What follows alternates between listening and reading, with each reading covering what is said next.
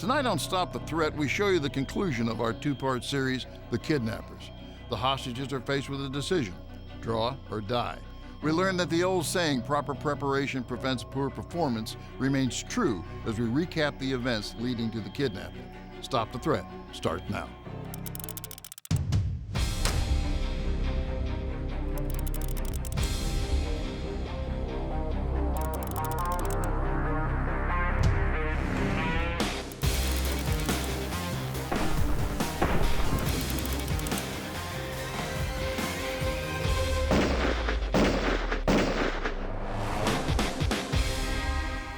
Hello and welcome to Stop the Threat. My name is James Towle.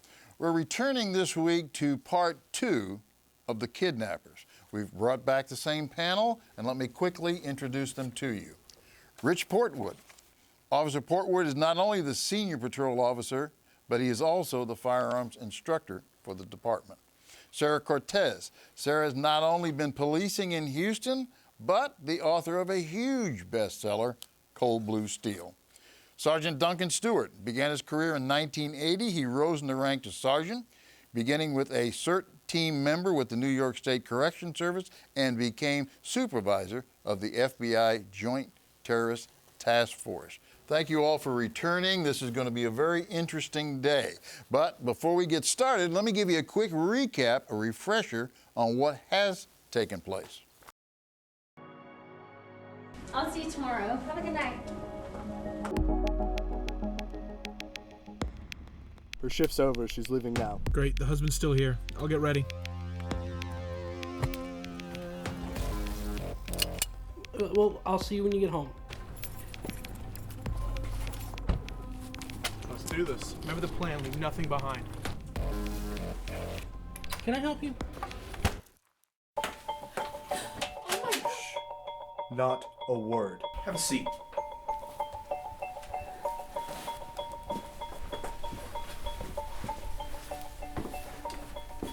This is how this is going to work. You're coming back to the bank with us, and you're going to withdraw as much money as you can without drawing any attention, and then we're going to leave. If you try to trick me, he kills your husband. If you try anything, he kills your husband. So now that we know how this is all going to work, let's get going.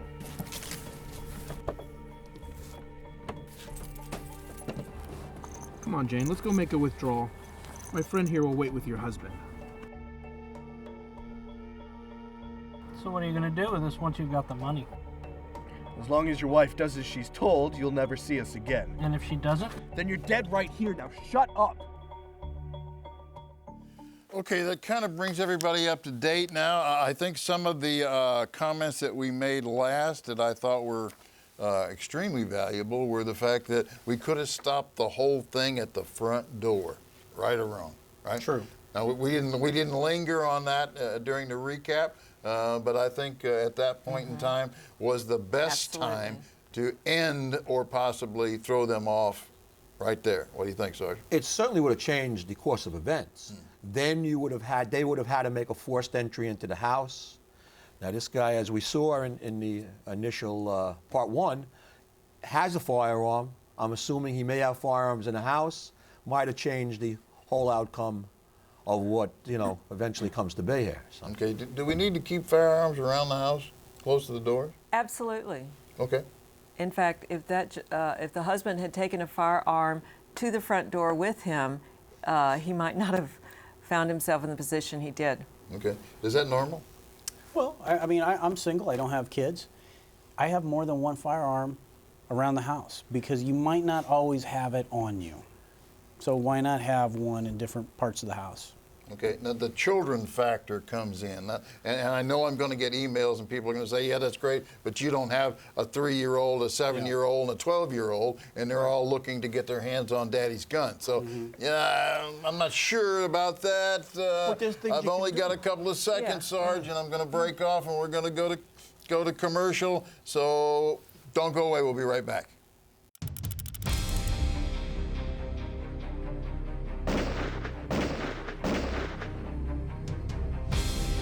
Welcome back, viewers. I'm going to show you the next part. I know there were some comments that we ended on and we didn't completely finish, but I will finish those right after we see the next part. Let's watch.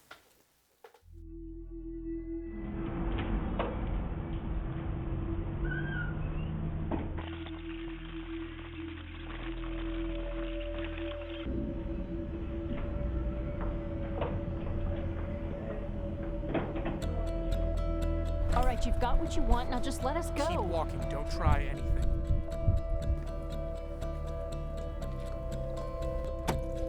Drive now. Where are we going? Just drive. Head for the highway. Well, I need to know where we're going. I might not have enough gas. Another word and I'll kill you. Start the car.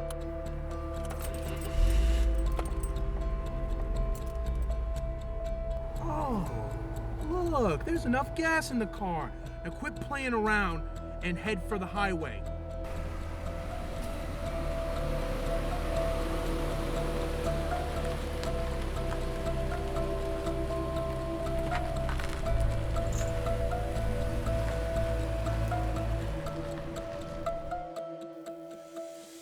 Okay, I think we all know what's going to take place. Anything could have changed here? Was there an opportunity to change anything, Rich? I think maybe, and this would be a very long, dangerous shot to take. Both the front passengers are belted. The kidnappers aren't. If you truly want to attract some attention, cause a wreck intentionally. Okay. I mean, that's a good call. What do you think? Well, I haven't looked at the trigger finger of the bad guys, and the two front seat occupants clearly cannot see the trigger fingers. If that index finger is on the trigger and there's a wreck, Could be a little bit. boom. Well, like I said, it's a dangerous long It's shot. like, and you're You set it up. completely accurate. You But set it up, but I like the idea that the car is a weapon, isn't it? the car is a weapon, and I would do a rear collision, because I want most of the impact on the bad guys. Yeah. And I would find one heck of a large Just jam plate that glass thing in reverse window and go. or concrete embankment, and I would just floor it. Maybe In right reverse. as they got back into the car, there's no time to think about it. Just turn it on. Okay. And he makes a remark about the fuel. You put it in reverse and then you punch it. What do you think, Sarge? Even more, it makes me think more, now that these guys have gotten back in the car, they both have guns pointed at the two victims, that it's more likely that this is going to end badly for those victims. I really think, though, that the guy, when he was in that car alone, he had a chance with the firearm. Now, this is not a good chance, and this is a horrible situation to be in. But he had some chance. Now, he has very little chance. His other chance was when the guy leaned over, and again, don't know how skilled he is or what his training is, when the guy leaned over and had the gun right up against him, gun takeaway. And this whole thing, I kind of almost equate. If somebody's pointing a gun at you and you get to the point where you're going to try to take a gun away from somebody, you're in pretty dire straits. And your Right. chances of survival, are not great. The odds are really not in your favor. But as this continues, the odds are getting in less and less in their favor. From the little that I know and from how it seems historically in these cases, that they're going to end up any place but dead. Okay, Right. I like that. I don't know. The problem with the gun takeaway is I think that's probably asking them to do something beyond. I mean, that's just a lot of courage. I like what you said earlier about if the gun is there, just put it and shoot through the seat. My odds would be better. If I wasn't trained, Right. wouldn't my odds be better just to do that? The gun takeaway thing, as much as I like it, Oh, I agree. it's pretty scary. His best chance was when to reach for that firearm. Right. But he also had another. Now, to me, he has no chance. No, we've now We've got missed the two armed opportunity. people pointing guns at you that you can't and see. a full car. Absolutely. And a full car. And I can tell you, if I'd been that female, of course, this is second guessing, but I would have done anything rather than get back Back in in the that car. car. Exactly. Anything. I would have caused a scene. I would have fallen to my knees. I would have swung my purse at Mr. Bad Guy Yeah. and started trying to claw his eyes out. I mean, I think once that husband opened that door, and let those guys inside the wire, so to speak, it's a losing cause. Right. Every measure that they're going to take, the longer this goes on, the less chance those measures have of succeeding. Absolutely, and you saw how well prepared Mr. Bad Guy was with the hat so that the cameras didn't catch his facial features. Yeah. We talked earlier about how well prepared these guys are. Right.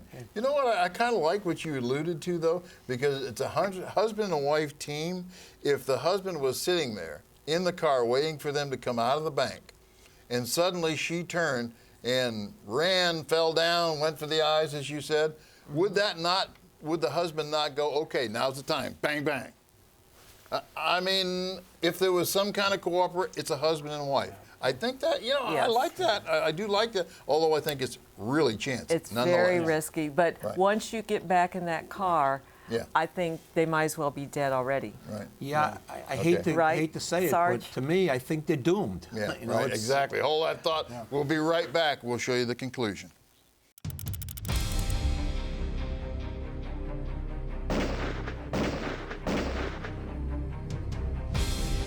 Thank you for coming back. It's pretty exciting at this point. I think all of us have an opinion. I want to hear yours, so be sure and email me. But let's see the ending.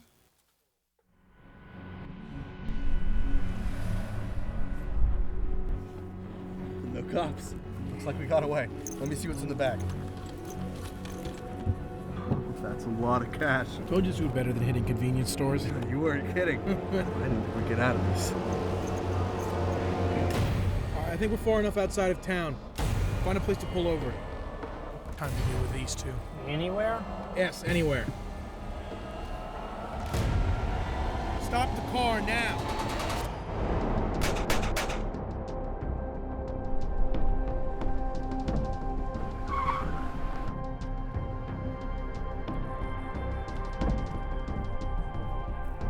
Call the police. Yes, my husband and I were just kidnapped. We shot the guys who did it, but we're off of a highway. Okay, we knew this was going to happen, didn't we? So there's no surprise here. In the interview, yes, it was and they readily admit, it's a small car, and frankly, they said, how could I miss?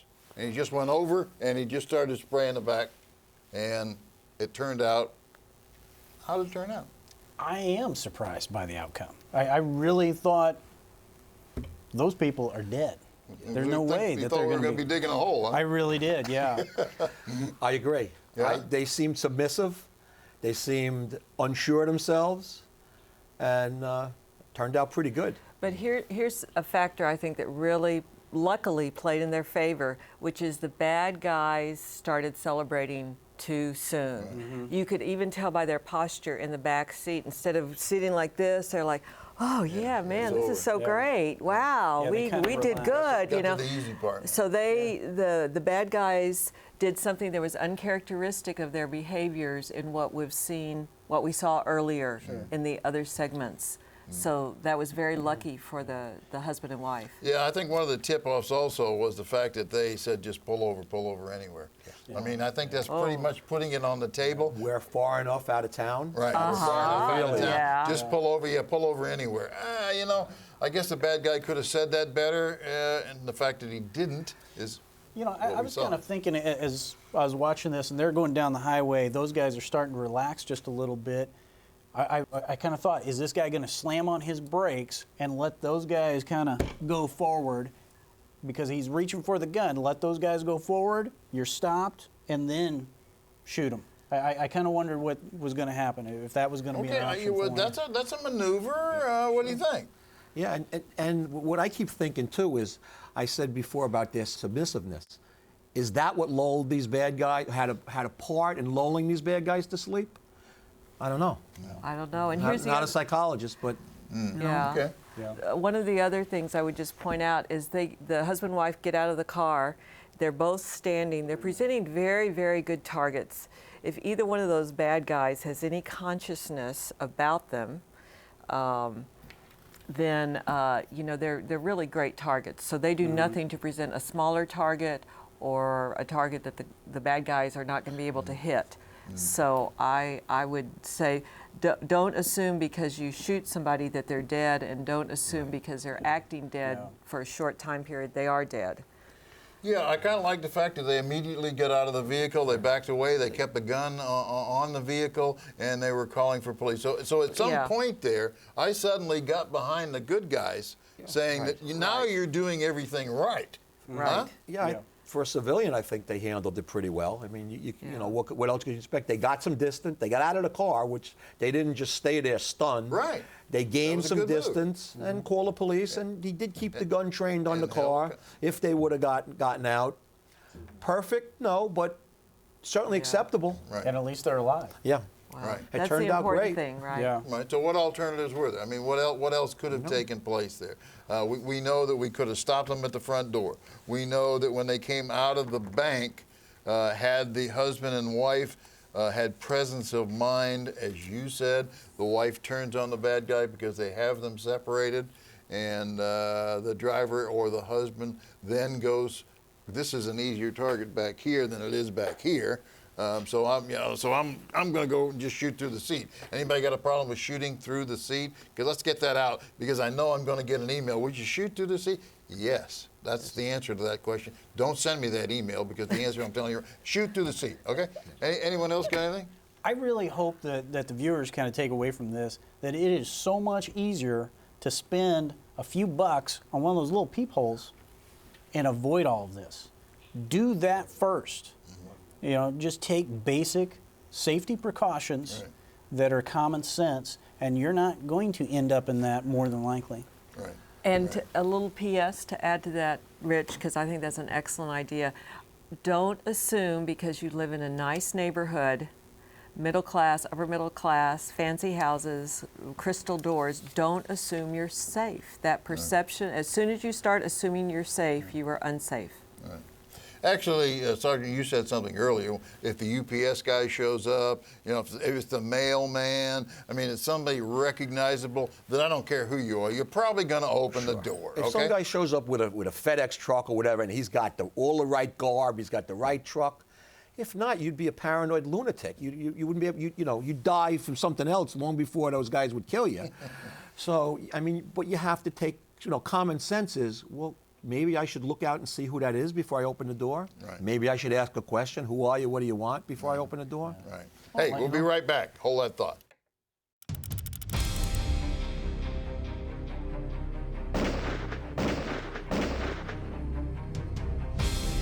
Thank you for coming back, folks. We've actually seen a pretty exciting reenactment, and we've had a lot of suggestions, but before we left, Sarge, you wanted to add something. Yeah, as far as secreting guns around your house, and you have little kids. Right. I mean, they make these, neat lock boxes. Some that can be anything from a key to biometric to simplex locks, whatever you want to spend to have. But they're pretty secure, and it's a way of keeping, guns kid safe, but also maybe having some availability. I struggle with that, and let me just say this quickly. I struggle with that because the time it takes you to do that, here you are at the front door, and where is it, and am I going to get that out? And it's like a thought process, unlike if it was on you. Sure, but the security part of it, I do understand. Don't you think it's better than having one in your bedroom, and if you're by the front door, you've got to run back there to the bedroom. Hey, and a heck of a lot better than not having one and just opening the door. Right. So Nothing's the be all and end all, Right. but it's a way of kind of a bit of a compromise. Sure. A And, little compromise in but there. maybe if you live in a place where you have to walk around your house wearing a gun, maybe you might think about moving. Hey, that's not necessarily true. We like to walk around with our guns in Texas. Yeah, that's true too. Okay, listen, I do have an email and I want to read this email. It's a little off the subject, but maybe not as far as you think. This one comes from Jason in Florida. Our family owns a small gun store in Central Florida. My question is this: should we be worried about retaliation from criminals? Okay, I'm good with that question. I think that's a fair question. I don't think you have to own a gun store. I mean, retaliation to criminals that you come in, you've been robbed, you've been whatever, and now you're going to do something legally. Do they need to, anybody have experience with that? Anybody want to jump in? Well, I'll just quickly tell you what I used to tell my crime victims when I worked on patrol.